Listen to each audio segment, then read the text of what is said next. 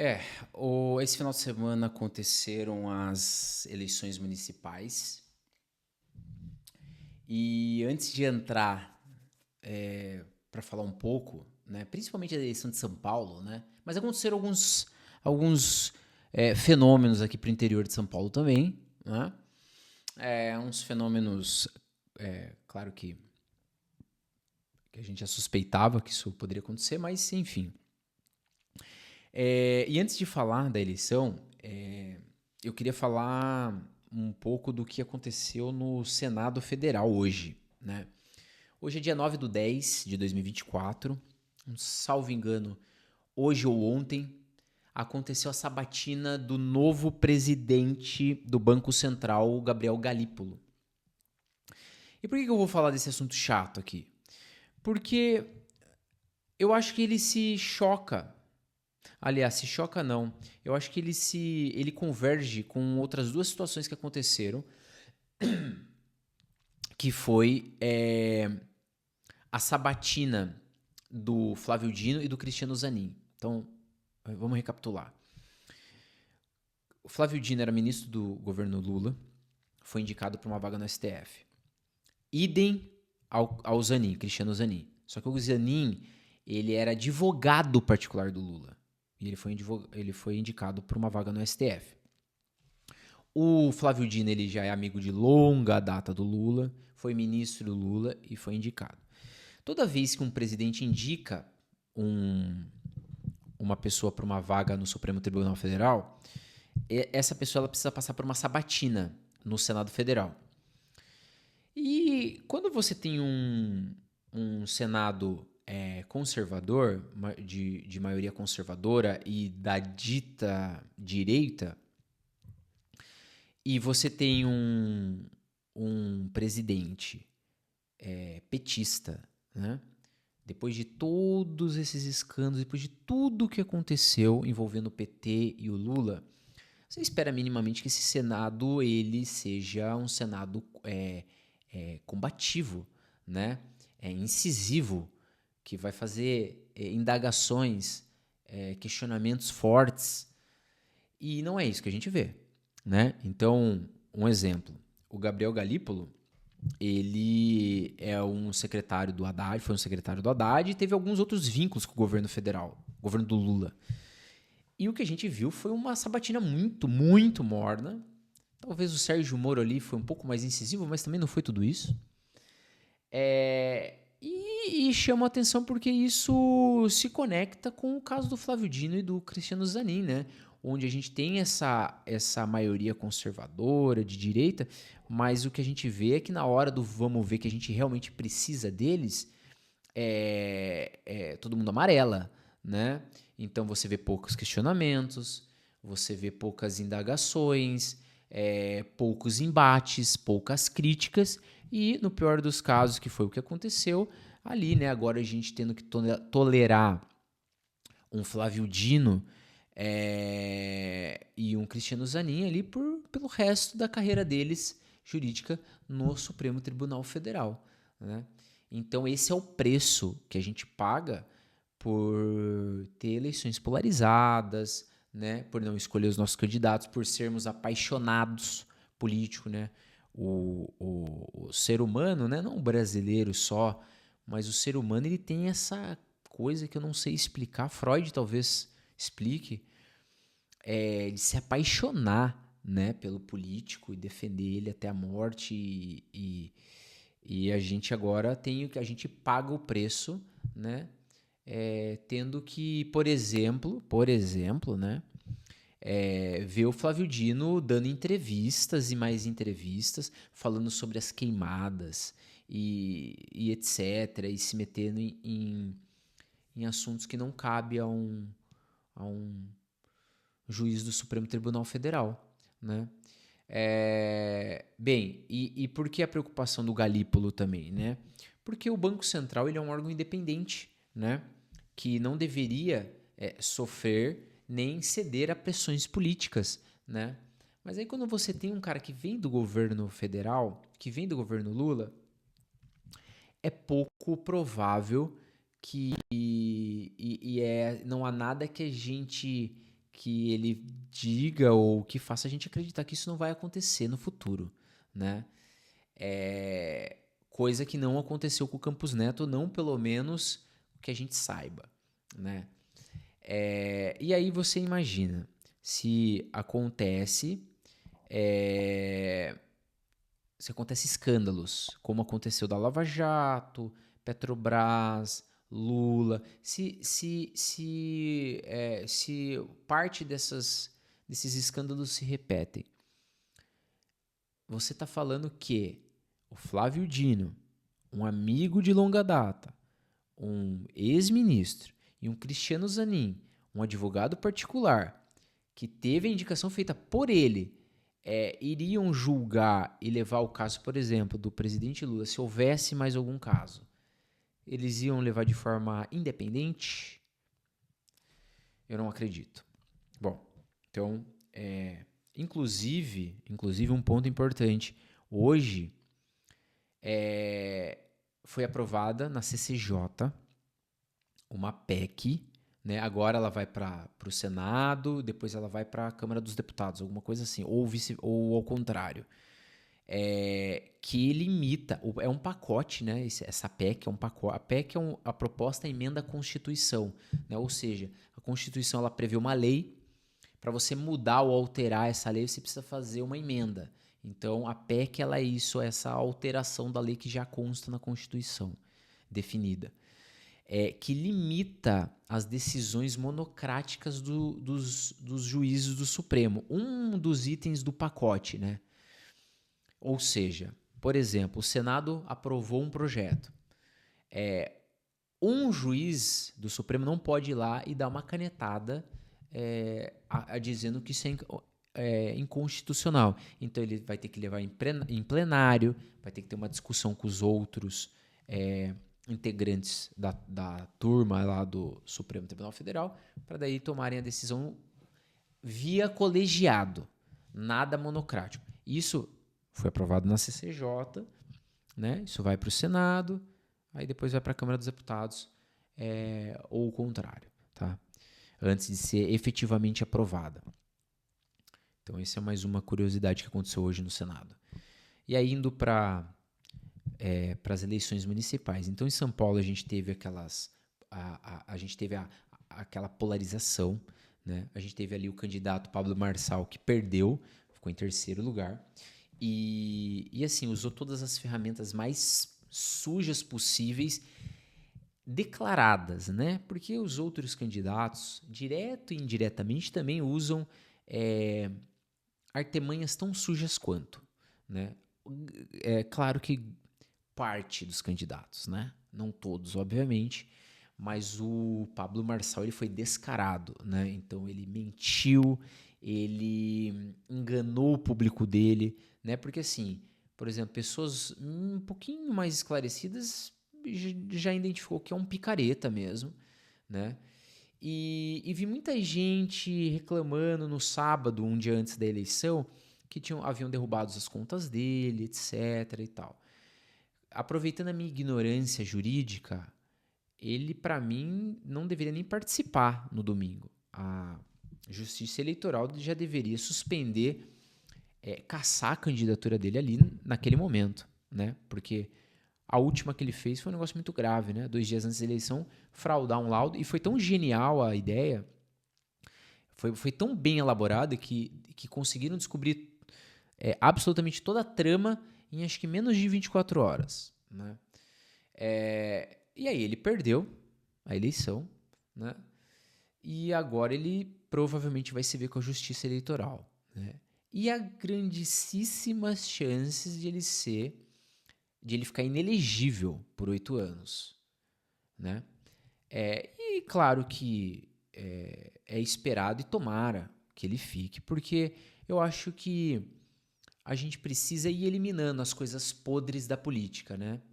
Então, o Bolsonaro foi, o Pablo Marçal, daqui a pouco o Lula se aposenta, se tudo, ou se não acontecer alguma coisa pior do tipo algum outro escândalo onde ele fica inelegível, que é difícil, porque assim, as manobras que foram feitas para liberá-lo e para livrá-lo de alguns processos, a gente vê o tamanho da influência que ele tem. Então, acho isso difícil, mas a gente tem que ir militando para essas coisas podres irem saindo da política, né? Então, eu realmente espero que a Justiça Eleitoral, né, ela tome alguma providência e que a gente consiga se ver livre dele. Também acho difícil, né? Porque mesmo ele fora, né, das próximas eleições, ele é um cara que tem uma força absurda no digital. Ele pode estar fora, mas ele consegue promover e engajar quem ele quiser, né? Quem ele quiser talvez não, mas ele tem uma força muito expressiva nas redes sociais, né? Milhões e milhões de seguidores e muito engajados, né? Então, teve esse acontecimento, né? Agora ele está muito morno, né? Então, dizendo que respeita os resultados, que está tudo certo. Ninguém quer ter ele do lado, pelo menos até agora, né? Pelo menos até agora. Ninguém quer ter ele perto, porque todo mundo tem vergonha dele, né? De tão bizarro que ele é. Ele é tipo o Bolsonaro, né? Ninguém tem que estar muito perto, né? E agora eu não me estranharia, né? Porque as últimas manifestações dele tá sendo em relação à previsão dele que o Boulos vai ganhar, né? E ele tá repetindo isso. Então não me estranharia que ele tá tentando induzir que o público dele indiretamente fala: o Ricardo Nunes não quis o meu apoio, então agora também que vá o Boulos, né? Porque para ele, né, não muda muito. Então eu acho que ele está se sentindo humilhado, né? Então ele está agora, eu não me estranharia mesmo se ele tivesse querendo induzir, né, as pessoas a votarem no Boulos, para que o Boulos leve. Porque a diferença entre ele e o Boulos foi de 50 mil votos. A diferença entre ele e o Ricardo Nunes, que ficou em primeiro, foi de talvez 80 mil votos, né? Talvez um pouco mais, né? Então, tá sendo essa jogada. Ele já disse que não vai apoiar ninguém, né? Para você ver, né? O cara ficou em terceiro, teve mais de 1.700.000 votos e ninguém quer ter ele do lado, né? Então, mas, enfim. Bom, e aí, passando aqui saindo de São Paulo, indo um pouco pro interior de São Paulo, mais especificamente na cidade que vos falo, de Sorocaba, a gente teve um fenômeno aqui chamado Rodrigo Manga, né, que foi eleito no primeiro turno com mais de 70% dos votos. Então, se a gente pegar aqui uma cidade de 800 mil habitantes, né, mais de 70% dos votos, eleito no primeiro turno, obviamente, né. Só que o ponto o prefeito Rodrigo Manga está completamente enrolado com a justiça, né? Ele está com os bens bloqueados. Inclusive, ele num debate de forma mentirosa quis dizer que o processo dele já estava arquivado, e a afiliada da Globo TV fez uma correção e afirmou que o processo ainda está rolando e não tem nada arquivado. É um processo de superfaturamento de kit de robótica, algumas dezenas de milhões esse processo, e o processo está rolando, tá? Então não está arquivado. Bom, então isso mostra dois principais pontos para mim. O primeiro mas aí é só um reflexo da população brasileira de uma forma geral, só que convertido aqui para o interior de São Paulo, em uma cidade de 800 mil habitantes, que a população não é politizada, né? Então, por um candidato completamente enrolado com a justiça vencer com mais de 70% dos votos, é um fenômeno, goste ou não. O segundo ponto ele é um prefeito que entendeu alguns anos atrás que o futuro é o marketing digital. E ele tem uma um engajamento muito expressivo na rede social, salvo engano, na casa dos 500 mil seguidores. Eu tenho empresa fora da cidade de Sorocaba, né? E tem vendedores meus que relatam que clientes em cidades a 100 quilômetros de distância falam: você conhece o prefeito de Sorocaba, o prefeito da dancinha e tal? Se você entrar lá, você vai ficar com vergonha alheia, né? É ridículo, né? Mas é o que entretém e o que engaja a massa, né? Ou seja, o que o... aí a reflexão é o caminho que está tomando, né, os veículos que estão pautando, né, os canais que estão pautando as políticas públicas, né? Então, é um cara que está muito engajado na rede social. E o fator que eu mencionei agora de vendedores meus em cidades a 100 quilômetros de distância, mencionando que clientes comentam sobre o prefeito de Sorocaba, não é por acaso, né? Isso é um método, é estratégico isso. Porque provavelmente ele, como um político muito experiente e sagaz, ele entendeu a importância do marketing digital, investiu muito nisso e está colhendo os frutos, né? E provavelmente quer alcançar voos muito maiores na carreira política. Pode ser que daqui 2 anos ele se candidate a uma vaga como deputado federal ou como deputado estadual, né? Então isso é proposital, né? E perigoso, né? E perigoso porque se a população ela está preferindo um engajamento, um entretenimento ao invés de uma política pública mais séria, né? Temos um problema. Eu sei que esse problema não é recente, não é por causa do digital, né? Isso é uma coisa que vem, até porque tem gente que ainda não sabe quem vai votar, chega na porta do colégio eleitoral, pega um santinho na rua e vota. A pessoa não tem absoluta noção do quão grave é isso, né? Que ela não sabe a pessoa que vai conduzir o caminho da vida dela, né? A pessoa ela não tem essa noção, né? E isso é muito perigoso. Então esse é o fenômeno, né? Aqui. O segundo fenômeno, né? E um ponto importantíssimo, né? No momento que saiu o resultado da eleição, esse prefeito, Rodrigo Manga, aqui de Sorocaba, ele fez um convite, uma coisa completamente bizarra ali, ridícula. Ele fez um convite ao Pablo Marçal para ser secretário de Desenvolvimento. Obviamente que ele não está interessado no Pablo Marçal ser secretário dele. Ele não está interessado no serviço do Pablo Marçal, o que ele está interessado é na visibilidade que qualquer um que tenha a atenção do Pablo Marçal vai ganhar. É isso por causa, novamente, de que está cada vez mais claro que ele quer galgar voos maiores na carreira dele política, né? Então, ele fazendo um vídeo falando que convidou o Pablo Marçal, provavelmente esse vídeo as pessoas vão tentar fazer com que chegue no Pablo Marçal. E eu realmente espero que o Pablo Marçal ignore esse convite. Eu espero que o Pablo Marçal não aceite esse convite. Porque, assim, já basta um potencial picareta na nossa cidade, né? Outro que a gente sabe, né? Porque se vasculhar a equipe do Manga, do prefeito Rodrigo Manga, talvez saiam mais picaretas. Então eu realmente espero que o Marçal ignore e eu acho que vai ignorar. Bem, e aí, aqui na cidade do vizinha, né? Limítrofe aqui de Sorocaba, tem uma cidade chamada Votorantim, né?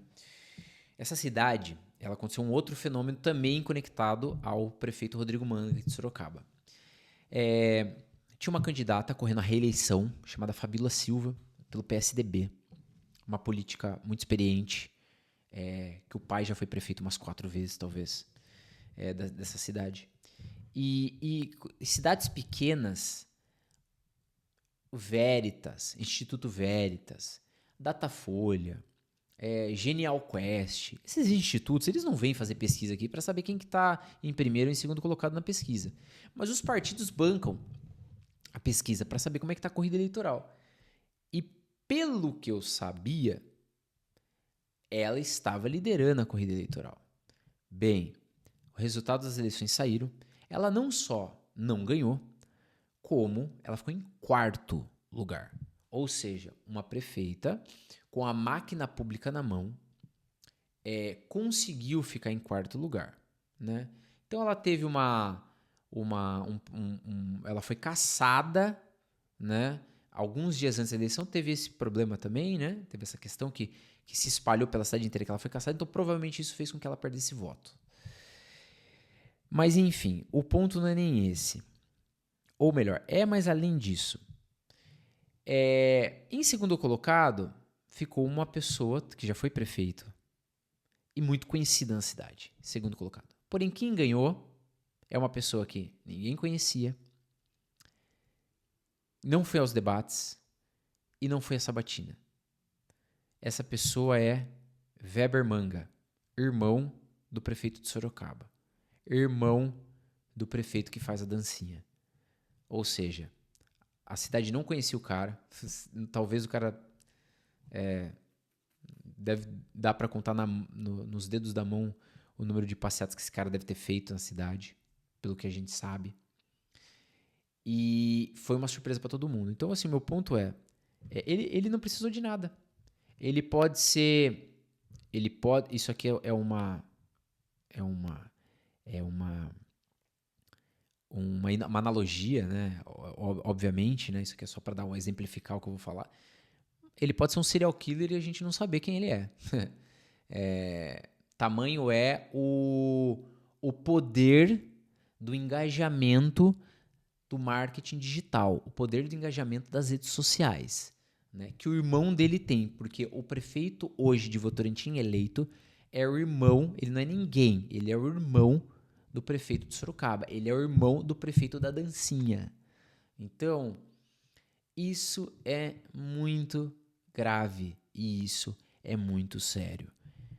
Como que a gente muda isso? Na minha opinião, ignorante opinião, politizando as pessoas, evangelizando as pessoas, trazendo conhecimento, buscando conhecimento, aprendendo sobre política e ensinando sobre política. Não precisa ser um especialista, mas você aprendendo o que um vereador faz, aprendendo o que um prefeito faz, ajudando as pessoas a buscarem os melhores candidatos, ajudando as pessoas, obviamente, aprendendo e ajudando as pessoas a identificar um picareta, identificar um vereador falcatrua, um prefeito falcatrua, um candidato que está com histórico sujo, ajudar a militar, né? Porque eu acho que o conhecimento e a politização são os únicos caminhos onde a gente vai conseguir mudar o país, né? Porque é o seguinte, Platão tem uma frase que é assim, eu acho que é Platão. Se você não gosta você pode até não gostar de política, mas você vai ser governado por aqueles que gostam muito. E quando a gente traz isso para a realidade do Brasil, são poucas pessoas que mandam no Brasil, né? Se você pegar, por exemplo, os partidos têm dono, né? Se você pegar, por exemplo, o PL e o PT, são as maiores bancadas da Câmara Federal, que são as pessoas que fazem a lei. São as pessoas que têm o poder de fazer uma reforma política, são as pessoas que têm o poder de fazer uma reforma tributária, são as pessoas que têm o poder de fazer uma reforma administrativa, né? São essas pessoas. Se você somar só esses dois partidos, o PL seria do Bolsonaro e o PT do Lula, certo? Para resumir para você. Dá quase 300 deputados, né? Talvez um pouco menos, esteja exagerando, 250 que seja, mas nós estamos falando de quase metade, né? Aí você pega aí vem os donos, né? Lula, PT, que daí é através da presidente Gleice Hoffmann, PL, Valdemar da Costa Neto, o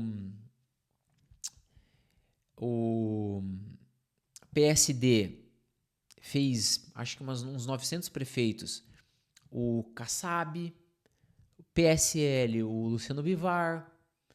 Então são pouquíssimas pessoas que dominam a política no Brasil. Pro nosso tamanho, são pouquíssimas pessoas que dominam, né? E é só com a politização e é só com conhecimento que a gente muda, né? Então é isso, né? Eu acho que a mensagem que fica é isso. Eu tô fazendo isso e eu espero que se uma pessoa assistir isso aqui e uma pessoa for atrás de conhecimento, passar o conhecimento adiante, já foi válido. Fim.